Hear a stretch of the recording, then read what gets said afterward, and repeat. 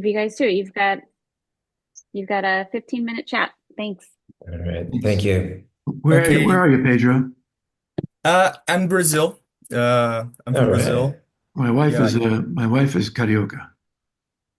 Well, she's yeah. born in Argentina, but from when she was 4 years old to 18, was raised in Rio Oh, so you came to the country already?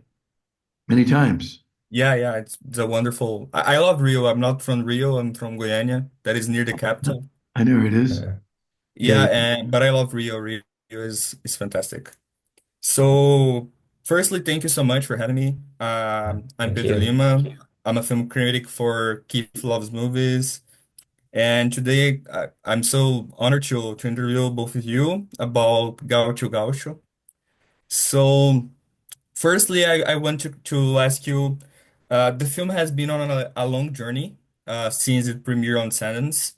And could you tell me about how it's been to present this film in so many festivals? So you guys won the Piazza Grande Award in Locarno recently, and it is showing in DOC NYC soon. So could you tell me about how it has been to present at so many festivals and how the public has received it? I'm curious to know about these things. Well, one of the thing that we're looking for in all of our films is to celebrate the potential of human life on this planet. And we're both, we've always been drawn to places that are very different from where we're from. And it's an exploration of the world and a desire to learn from people who live very differently. But through Mhm. that, no matter where we've gone, no matter how different things seem on the surface and foods people eat are different.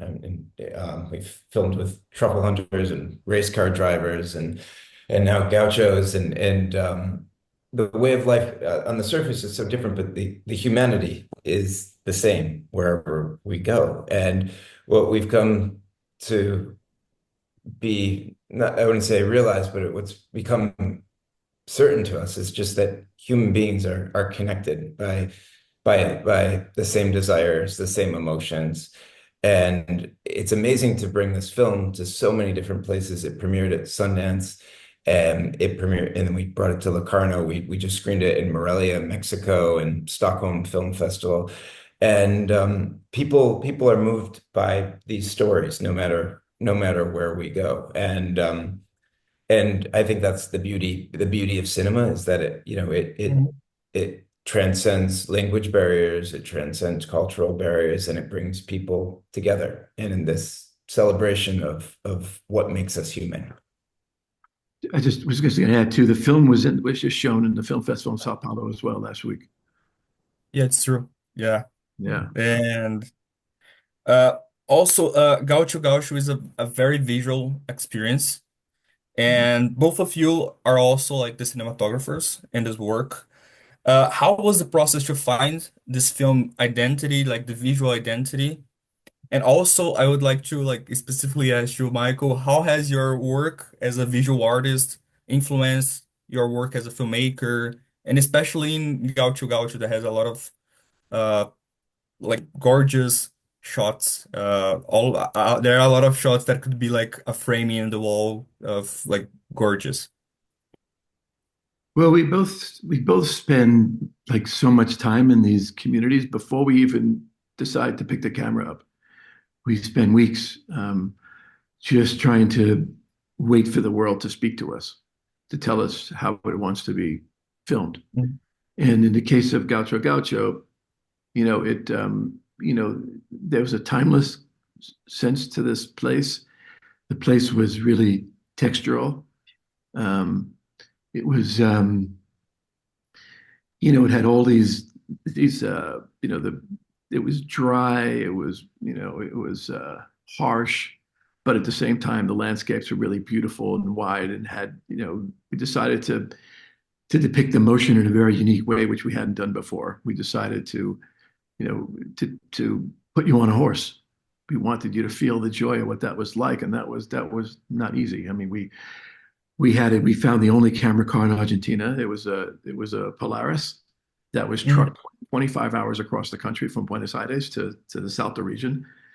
And then, it had an arm constructed on it with the camera. And we did a lot of tests. It was really difficult. It's like going, 55 kilometers an hour on the moon. That's how complicated it is. It's just there's rocks and potholes and cactus everywhere. But our goal is really to celebrate life, and part of that is to bring you into these places and immerse you into these beautiful environments. And we hadn't noticed until we looked at the footage in slow motion of what the gauchos were experiencing on that opening scene of one of the opening scenes of the film, is how joyful it was what they were doing and how connected they were to their animals. That the horses was an extension of their legs. And when we realized, the more time we spent with them, you see in the film with Guadalupe, how she goes and catches a horse in the wild and tames a horse, and then they become one. You see how important their horse is to their life. It's become kind of a family member. So, um, and your second question is that how the shots actually look, is that our goal is always about story. How can we tell these stories and use cinema and sound the best way we possibly can to bring the audience into these environments? And what we try to do is to create visual paintings. We try to make it seem like these are really, beautiful paintings. We want to take you from really painting to painting to painting, and also give you time to study. Because the way that most films are made, there's a lot of editing in a film, right? There's just cutaways and B-roll. It's just chop, chop, chop, chop. And especially with TikTok and Instagram and the way social media works, we want you to slow down, and we want you to learn how to see again. And that means, when we're on a shot for 4, 5, 6, 7 minutes, it gives you time, and the camera's not moving. It gives you time to really look on the wall of the Choque's kitchen and look at the pot that's there. And that pot probably passed down to 4 or 5 generations. Look at the walls that were made out of straw and mud. Look at the light streaming through the window. Look at the table that has marks from knife marks going for generations. I mean, look at these things. Study the clothes that are handmade. The pants are handmade, that the boots are made from leather that they made with their hands. Watch as like Solano and Johnny make lassos by hand from rawhide. Yeah, yeah. Watch how they're learning from each other. So, but really watch and focus, and we take you out of this world and kind of into a different world. And that's kind of our objective of what we try to do with cinema. Yeah, you mentioned sound, and music has a very important role in the film. And you guys emulate Western scores, but also use like a folklorical Argentinian music like tango. How was like the process to like discover the film sound? How was to find it? Because it's such powerful mixture of these images that you described, like the paintings, but also a very like strong and folkloric music like tango and like the scores. How was to find it? Yeah. Well, so going back to what Michael said about each image being a painting, it's a painting, and it sort of should contain a whole sort of cinematic universe within that scene. So there's the image, but what we do with the sound can completely transform that. And so we think of each image, each scene as it's like its own sort of building block of the story that we're going to put together. And we're constantly experimenting with sounds and music against these different images to transform them, because we're never using music or sounds to create an emotion that maybe we're striving for to make the audience feel sad but what we're doing is it's experimenting to see like what happens when you put a piece of French opera against Yeah. gauchos riding through the desert. Like what happens? And we do that with all sorts of music. There's a very specific sort of music palette that you end up finding in the film, but our experimentation is really vast. And we were experimenting with all sorts of electronic music, but when it clicks, when that song clicks with an image, for whatever reason, there's just a little magic that happens. And then that with the sound design sort of becomes a building block. And that's what we build the film from. And it's unexpected. And there's the Argentine folk music. There's like Argentine pop from the 70s, Los Gatos.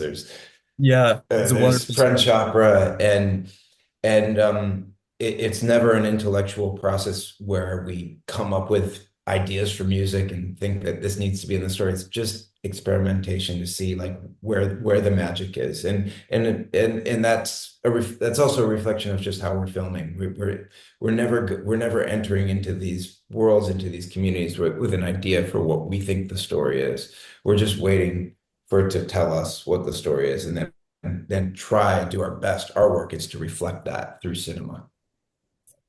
Yeah, I just wanted to comment about like this experimentation. There is a scene of a gaucho riding the horse and a sort of like an orchestral music playing, and it's really interesting to see that you guys experiment and do this process of montage because this specific scene that I'm talking about seems like, oh, they had like a big orchestra over it, a big composer, because the song is so like rightfully choose to that moment that it looks like, oh, it's highly detailed and planned. It's a 100-piece orchestra, but no, it's just like the right sound to that moment, and it's so emotionally powerful and strong. I was watching here in this room, and it looks like I was there in the Argentinian desert, riding with the horses, but also with a 100-piece orchestra like around me because it's a very powerful. So I was very like struck by the music. I think the music is very rightfully choose. And you talked about going to these communities, and it's really interesting because in both Truffle Hunters and now Gaucho Gaucho, they are different parts of the world and different communities that you guys are observing. So how do you guys like, how do you find the stories? How do you find the stories about these gauchos that live in Argentina? And how do you find like the approach to them? Like, how did you decide to, okay, we're going to carefully look at their lives and portray it this way? One thing I want to add is that our composer that we work on with both those films, that you, with Gauchos and with Truffle Hunters, is Brazilian. Oh, His that's name so is cool. his name is Ed Cortez, and Yeah. he's a friend, and it's somebody who we get involved in the process very early. In Truffle Hunters, I think he did, I don't know, 28 cues for us just to experiment while we were shooting. He was sending stuff back and forth to us, and we're constantly in dialogue with him. And the same with, when it came to, well, just go back to Truffle Hunters for a second. There's a part where we took a chorus from Mutiny on the Bounty, and it was originally sang in Tahitian, and it was translated into Italian, and then he recomposed it and re-recorded it with a choir in Brazil, a choir of men and women, and it was just absolutely spectacular. And that's what you hear kind of going through the radio and two scenes in the film. And then with Gauchos, the similar thing we did, we had to re-record 5 cues in the film, because we wanted to have, like you're saying, the timing to be right. We wanted to also have control over the stems of the film so that we can manipulate that any way we wanted to. And with Ed, because he's a friend, we can kind of do whatever we want when it comes down to experimentation. So that's Ed Cortez.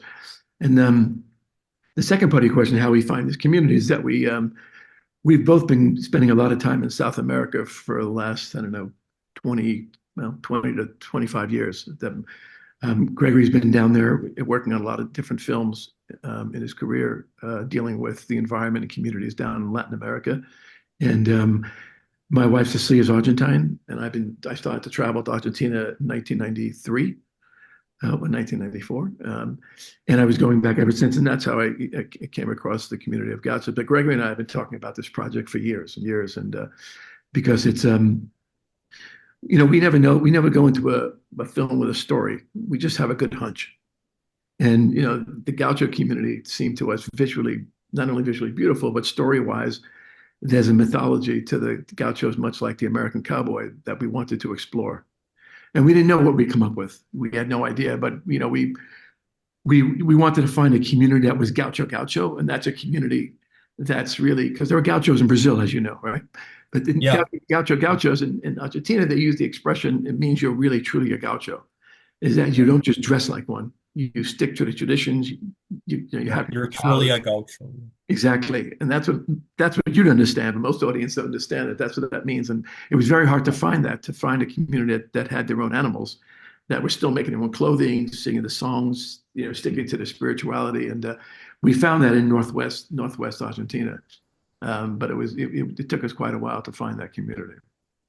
Yeah, awesome. So yeah, my last question is the film is playing in select theaters now. Is playing soon in Doc when I see, and on December 1st is going to JOLT.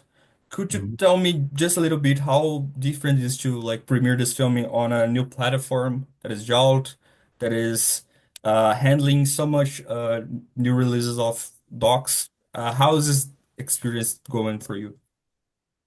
Yeah, well, it's really exciting. The rollout of the film has been incredible, and we have theatrical distribution all through Europe and Latin America.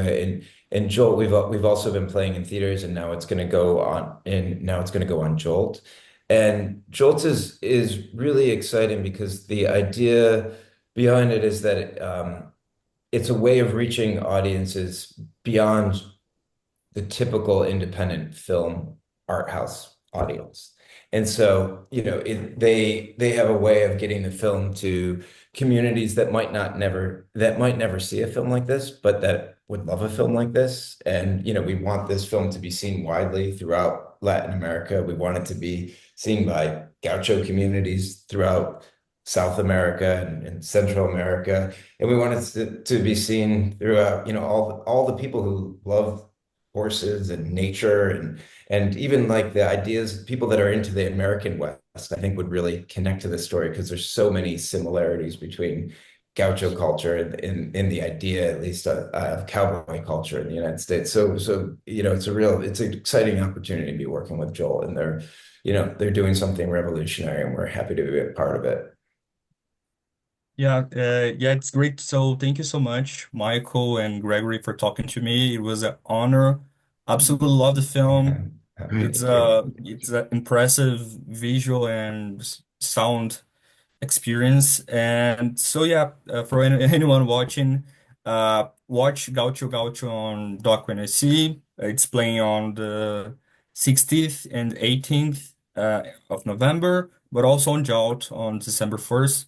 So yeah, thank you so much, guys. And in Thank movie you. theaters Thank throughout you. Latin America. It's going to open in Yeah, Mexico. in Europe. It's Yeah. opening in Mexico in like 80 theaters in Mexico City. And it's going to be in Brazil. It's going to be in Argentina. It's going to have a big theatrical release as well. So stay tuned. Yeah, I would love to see this again on theater. So Be thank you great. so much, Yeah. guys. Thank you, Pedro. Yeah, thank you. Take care. Thank you. Bye bye.